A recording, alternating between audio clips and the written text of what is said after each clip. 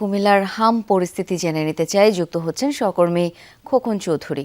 খোকন, আজকে হাসপাতালে হাম আক্রান্ত রোগীর চাপ কেমন, চিকিৎসকরা কি বলছেন?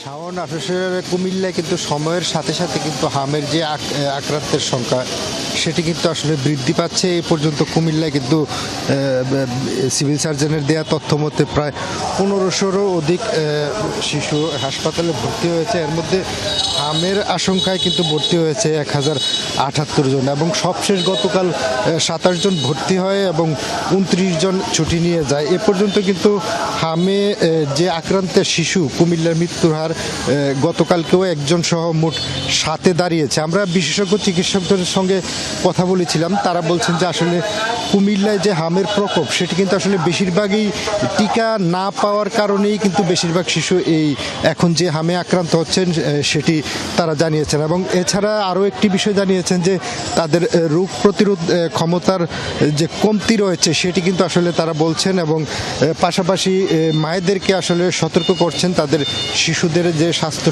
সুরক্ষায় যাতে আরও যত্নবান হয়। তবে এই বিষয়ে চিকিৎসকরা বলছেন যে যদিও আক্রান্তের সংখ্যা বেশি হচ্ছে, তারা কিন্তু আশানুরূপ চিকিৎসা দিচ্ছেন এবং সেই চিকিৎসা কিন্তু সুস্থ হয়ে বাড়িও ফিরছেন মানুষ।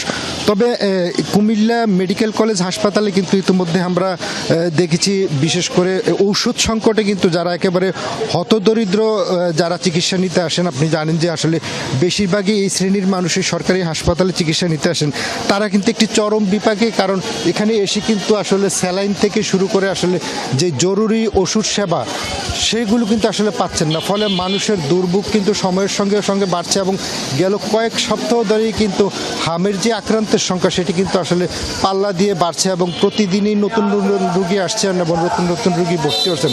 অর্থাৎ যারা চিকিৎসক কিংবা নার্স রয়েছেন তারা কিন্তু আসলে একটি হিমশিম অবস্থায় রয়েছেন। যদিও আলাদা আইসোলেশন ওয়ার্ড করা হয়েছে, কিন্তু রুগী বাড়ার কারণে কিন্তু একটি হিমশিম অবস্থা কুমিল্লা মেডিকেল কলেজ হাসপাতালে চিকিৎসাধীন, এবং অন্যান্য যে উপজেলা লেভেলেও কিন্তু এই হামের চিকিৎসা দেওয়া হচ্ছে।